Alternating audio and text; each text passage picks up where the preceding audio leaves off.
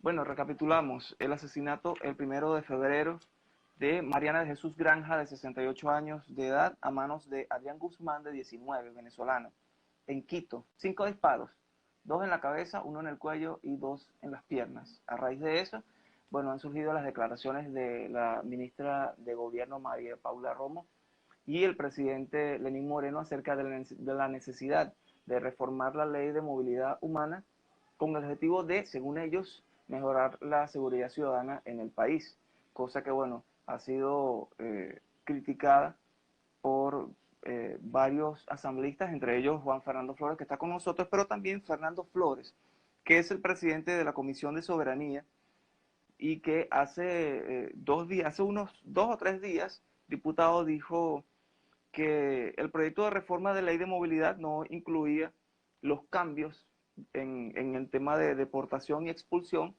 de los que habla el presidente Lenín Moreno. Pero en esta parte, diputado, ya que estamos de vuelta, yo quisiera hablar con usted acerca de las oportunidades, el estatus de los venezolanos en el país. Y quiero mostrarle algunas cifras a usted y a quienes están con nosotros conectados sobre la comunidad. 400.000 venezolanos es la cifra extraoficial. 182.000 han hecho el censo para la regularización y apenas 13.533 han recibido o han tramitado la visa humanitaria o la visa de excepción por razones humanitarias. 65% de los niños, un caso que nos comentaba anteriormente, no está estudiando, no tiene acceso a la educación, no se explica en, en estos datos cuál es la razón. Y de los venezolanos en edad para trabajar, 47% no tiene sueldo. Dice que no tiene sueldo mínimo. Es decir, debe ser personas que trabajan en la actividad informal o trabajos esporádicos o cuestiones por el estilo.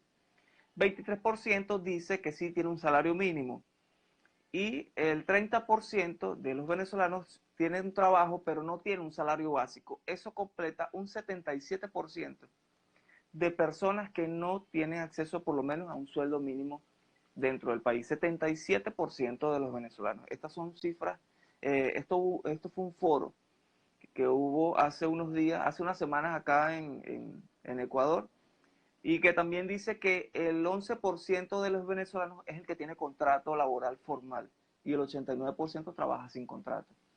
Entonces, bajo esta perspectiva, cree que se está haciendo desde el gobierno las gestiones para que el venezolano pueda tener acceso a estos beneficios y por consiguiente, porque todo esto tiene un objetivo, y es que mientras el venezolano tenga mayor estabilidad, o por lo menos es mi percepción, económica en un país, es posible que eh, su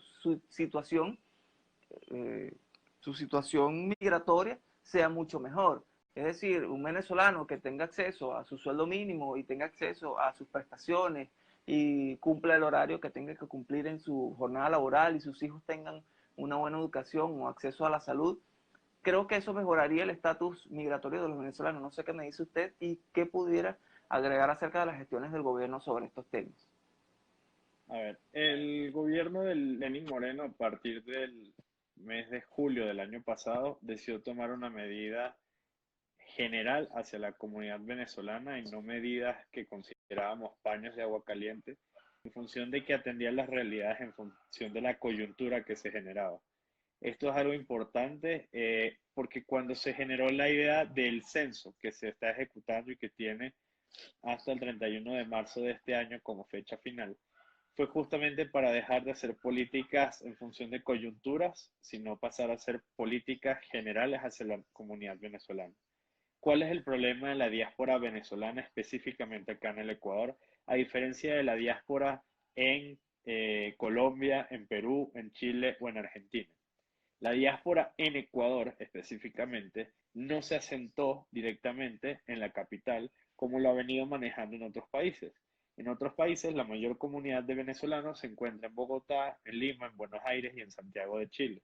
En nuestro caso, hay una gran comunidad en Quito y en Guayaquil, pero la realidad de la comunidad venezolana es que se fue dispersando a las diferentes provincias y cantones de nuestro país. Ante esto, Cancillería, Ministerio de Gobierno, ONU, OIM, ACNUR, Hayas, es decir, las distintas organizaciones que también vienen trabajando el tema de los ciudadanos venezolanos, se dieron cuenta que era necesario ubicar realmente a todos los ciudadanos y poder entender qué era lo que estaba sucediendo con ellos. Y esto es algo que nosotros respaldamos en ese sentido, porque la intención del censo no es solo hacer un levantamiento y una radiografía de la comunidad venezolana, sino que vamos a poder entender cómo están funcionando la comunidad venezolana en nuestro país. ¿Y por qué es ello?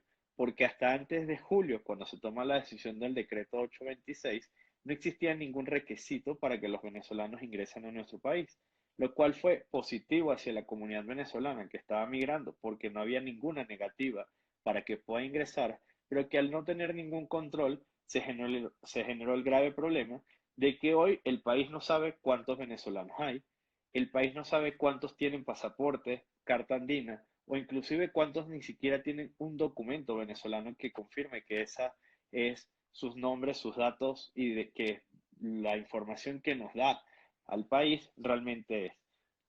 Ante esto, la decisión que se toma es ejecutar un censo a nivel nacional para no solo poder levantar a la realidad de la comunidad venezolana, sino que tiene un principio importante. Si el gobierno nacional toma una medida para, les pongo un ejemplo, 150.000 venezolanos, si hoy hablamos de cifras, no hay una cifra oficial de cuánta comunidad venezolana hay aquí. Y esto se ve claramente cuando Cancillería te habla de 350.000, son las cifras que ellos emitieron en el último Foro Mundial de Migraciones que se hizo acá en Quito. Si ves al Ministerio de Gobierno, te va a hablar que por contabilidad de los puntos fronterizos, ellos están entre 265 y 380.000 venezolanos. Si nos vamos a ACNUR, ellos te manejan más bien que la cifra es menor a los 300.000.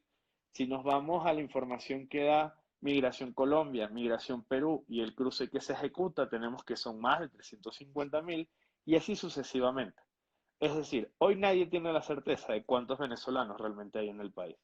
Por lo cual tomar una política migratoria para toda la comunidad, eso va a generar un grave problema.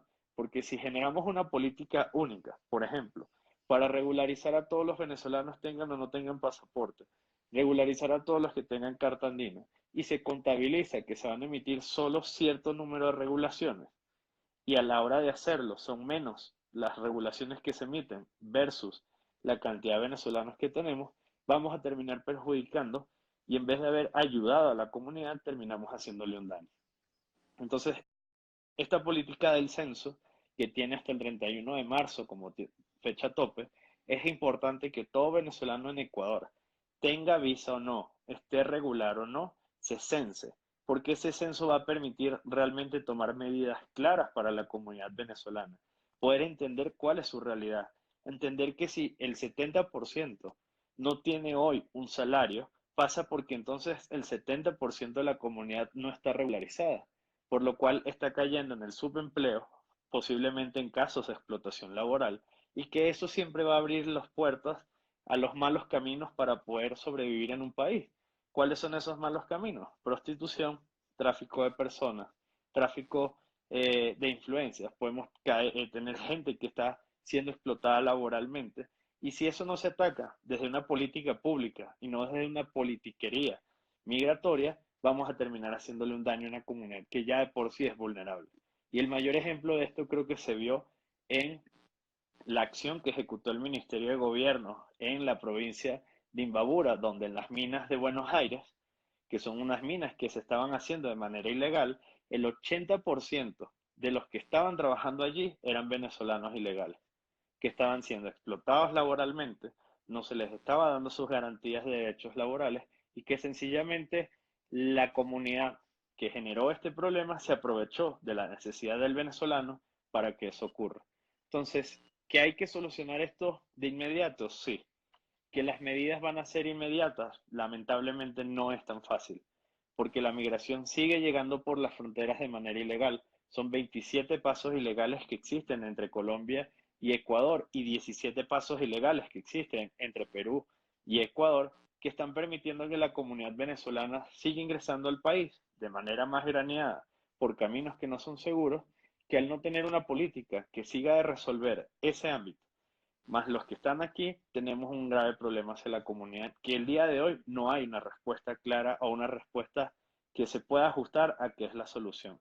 Desde nuestro punto de vista, la solución de los problemas migratorios van a pasar por tres grandes cosas: entender la crisis política que obligó a que los venezolanos salgan y que le busquemos soluciones para que Venezuela pueda volver a un estado democrático que permita que aquellos que se fueron puedan regresar a su país. Una política clara hacia la comunidad que decide quedarse.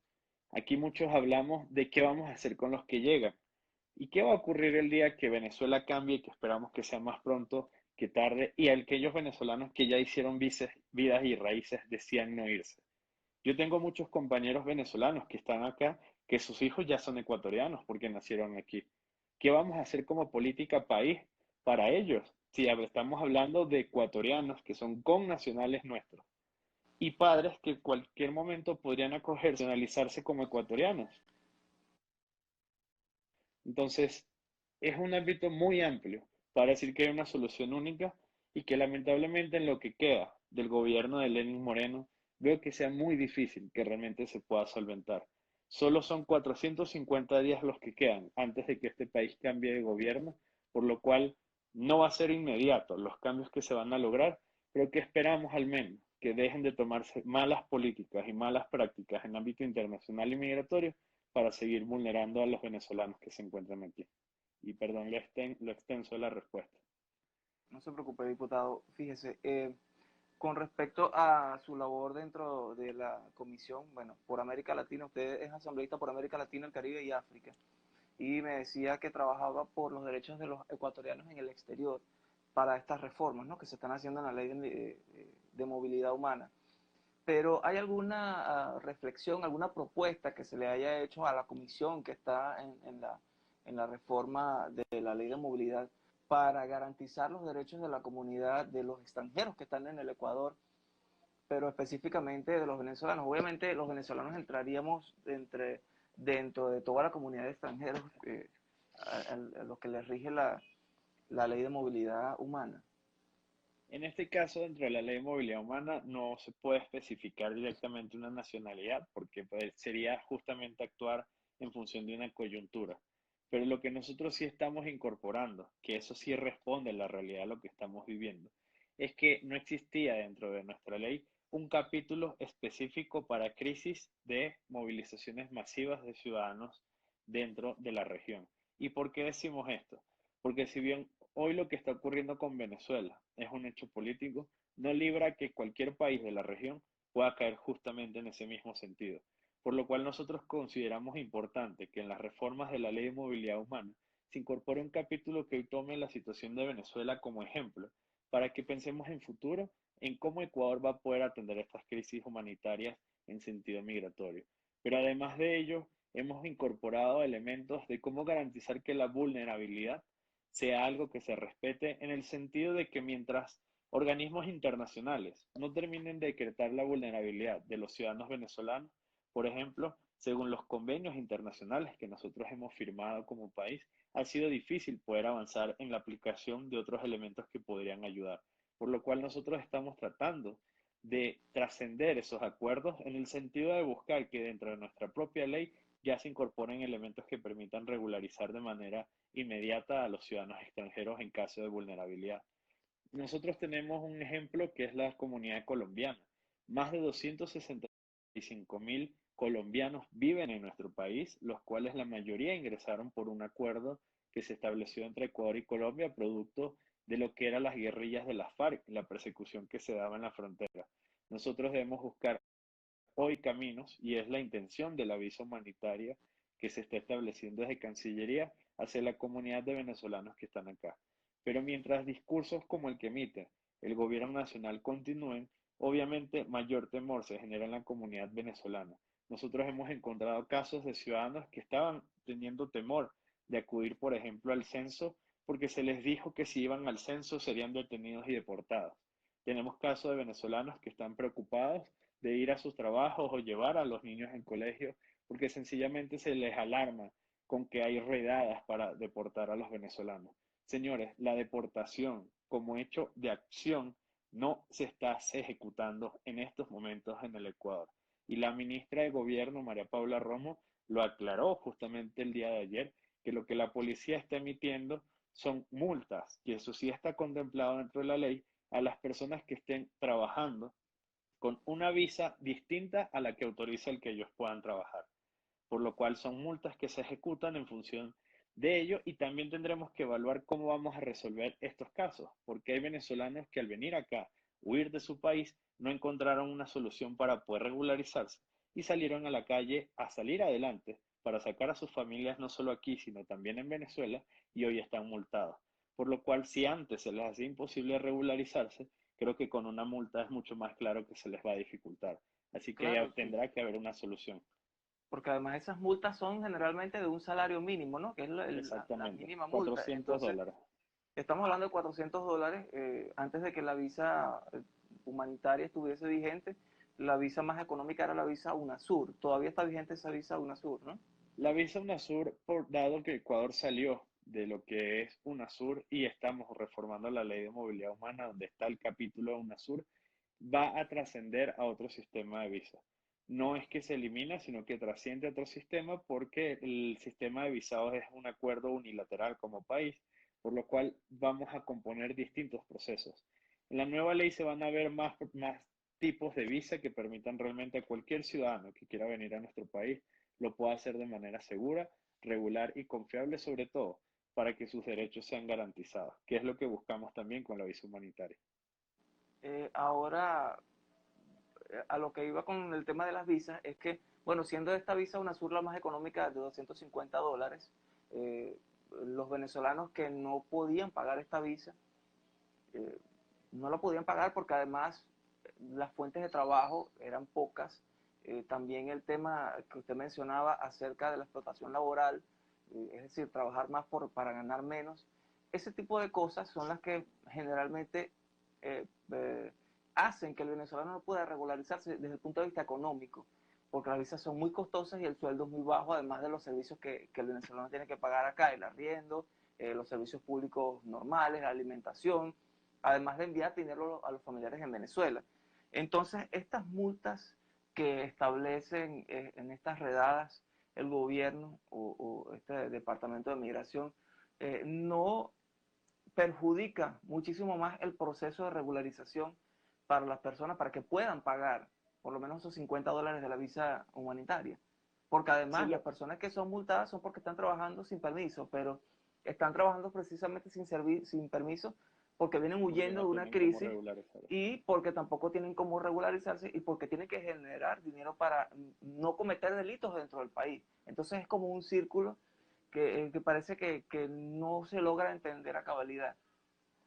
Bueno, es que justamente eso es algo de lo que tendrá que responder el Ministerio de Gobierno y nosotros llamaremos en su momento a la ministra María Paula Romo para que explique ante nuestra comisión cómo vamos a funcionar ahora con ello. Porque sí, aquí se habla de que hay una comunidad que no ha podido regularizarse. No solo los que tienen multas, sino para también responder a Irene Vázquez, que está haciendo una pregunta en relación a esto, de qué ocurre con quienes no tienen pasaporte. Aquí hay que aclarar cómo vamos a lograr que se regularicen. Aquí hay un grave problema. Quien no tenga pasaporte, quien tiene solo carta andina, o quien ni siquiera tiene un documento, sumado a eso, quien ahora tiene una multa, se le hace mucho más cuesta arriba poder regularizarse. Sobre todo porque el decreto 826 también tiene una cláusula donde los beneficiarios son del 26 de julio del 2019 para atrás y del 30 de julio, es decir, de adelante del 26 de agosto de 2019 para la fecha de hoy es otro proceso. Entonces, hay muchos elementos que tienen que aclararse. Cancillería debe definir cómo vamos a utilizar en este sentido los resultados del censo. Actualmente son 196.000 los venezolanos que ya se han censado. La intencionalidad de esto es que se cense realmente el 100% de la comunidad venezolana. Por eso también hacemos un llamado a que los venezolanos que nos están viendo se censen dentro de este proceso, porque todo va a ir aunado a los resultados de ello. Cuando el censo culmine, se tendrán los resultados de cuántos no tienen pasaporte, cuántos solo tienen carta andina, cuántos no tienen ningún elemento de documentación, cuántos pueden realmente pagar la visa, cuántos no lo pueden hacer. Es decir, son tantas aristas las que hay que cubrir ahora que tenemos que buscar una solución. Una solución única, imposible. Una solución única sería, lamentablemente, ahondar más en lo mismo, porque decir, no acepto, por ejemplo, solo el pasaporte, así esté vencido, no, que es lo que actualmente está funcionando, deja por fuera a quien no tiene pasaporte, a quien no ha podido adquirir la prórroga, a quien solo tiene más bien, por ejemplo, la carta andina, es decir, ellos quedan por fuera. Entonces, ya estamos resolviendo el caso de los pasaportes y pasaportes vencidos. Cancillería deberá definir ahora qué vamos a hacer con quienes tienen carta andina, qué vamos a hacer con quien no tiene ningún documento. Es decir, son muchos elementos que por eso les comentaba, la solución no es inmediata, van a ser distintos puntos los que se van a tener que tratar y que esperamos lo más pronto posible que esto se pueda resolver. Y mientras Sí, tanto, y una de las preguntas que nos hacían venezolanos en estos días es, ¿qué hacemos? Proceder a censarse, proceder a iniciar los procesos de regularización, que aquellos que ya pueden hacerlo y aquellos que no, vamos a esperar el resultado y las políticas que se tienen que ejecutar para que realmente se pueda hacer y que estamos contemplando dentro de la ley de movilidad como opción. sí, porque además está el caso de las personas que sí tienen su pasaporte y a muchos se les ha vencido, a otros está por vencérsele y bueno, seguramente en algún momento los que están dentro de este decreto que acepta los pasaportes vencidos por 5 años, eventualmente también van a estar de manera legal porque ese periodo va a pasar. Entonces, renovar un pasaporte dentro del país es muy difícil y costoso. Pedir la prórroga también, además que no se sabe si la prórroga le va a llegar, si no te va a llegar. Además, eh, pagar una prórroga o pagar el pasaporte tiene que hacerse con tarjeta de crédito.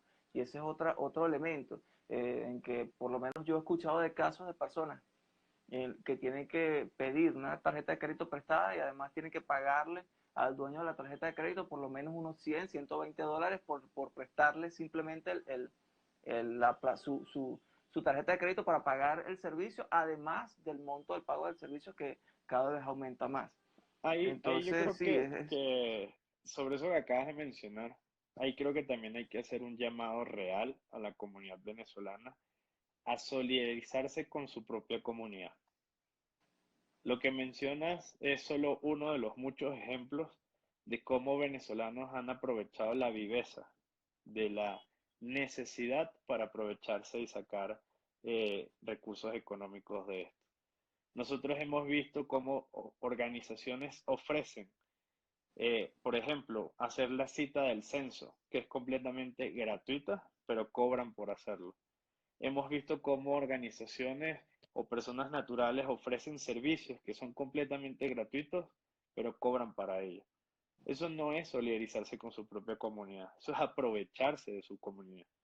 claro. Y uno de los grandes elementos que desde todos los ministerios de Cancillería, embajadas de otros países, siempre hemos recibido el comentario es porque en vez de unirse para poder salir todos adelante, lo único que hacen es aprovecharse los unos a los otros.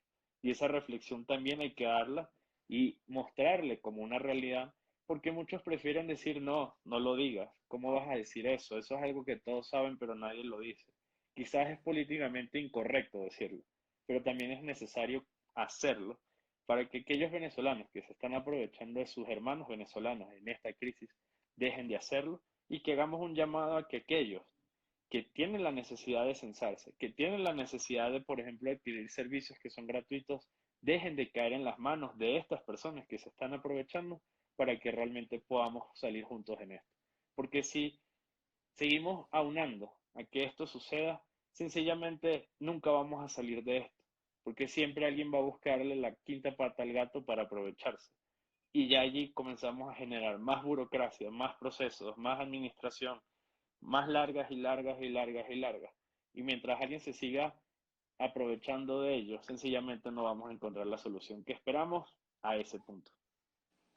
Fíjese, bueno, diputado, como un comentario final, usted que ha vivido 24 años en Venezuela y hoy es asambleísta en su país de origen, eh, ¿cuál sería la reflexión tanto para venezolanos en el Ecuador como para los ecuatorianos sobre estos últimos acontecimientos, porque si bien hay algunos que fomentan mensajes xenofóbicos y por supuesto hay venezolanos que cometen delitos, hay una gran mayoría de venezolanos trabajando y una gran mayoría de ecuatorianos que ofrecen oportunidades a los venezolanos.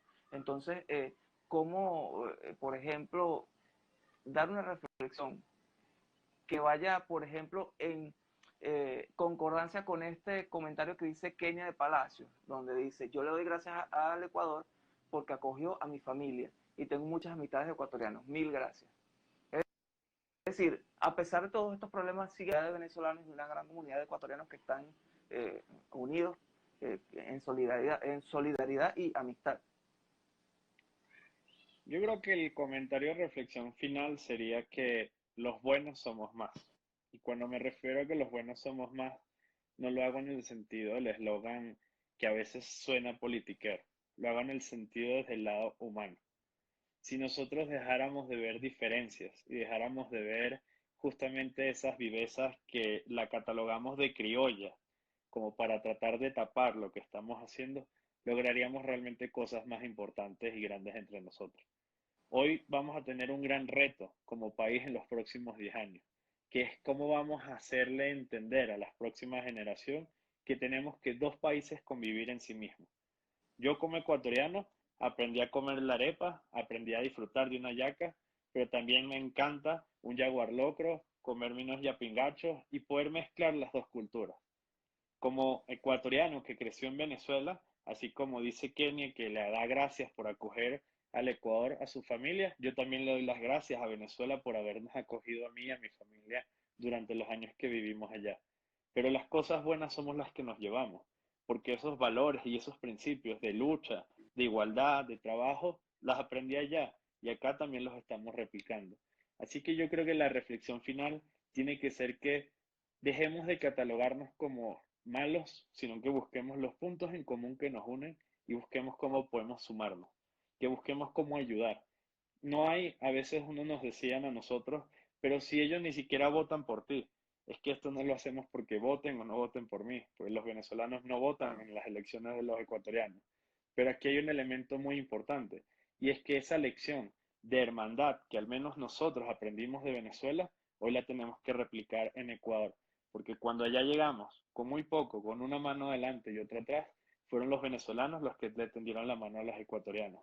Así que hoy la historia nos está poniendo el reto grande de hacer lo propio hacia la comunidad venezolana para tenderle la mano y decirles bienvenidos al Ecuador.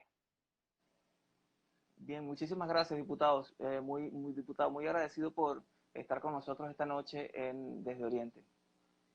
Muchas gracias a ustedes por la invitación, siempre a la orden y en lo que podamos apoyar, cuenten con nosotros. Excelente, muchísimas gracias y bueno, esperamos que tenemos acá las puertas abiertas también para ustedes, diputados. Gracias. Hasta luego.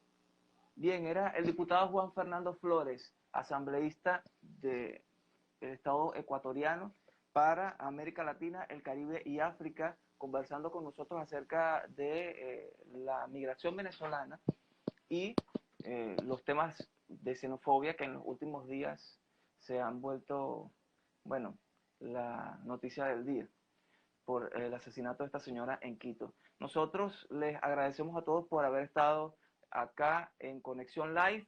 Bueno, agradecidos por esta conexión con Desde Oriente. Les recordamos nuestras redes sociales, Desde Oriente en Instagram, Desde Oriente Piso en Twitter, Desde Oriente y Facebook. Y por favor les agradecemos que se suscriban a nuestro canal en YouTube para que puedan ver este y otros contenidos que nosotros preparamos para ustedes. Muchísimas gracias por estar conectados y será hasta una próxima oportunidad en Conexión Live a través de Desde Oriente. Muchísimas gracias.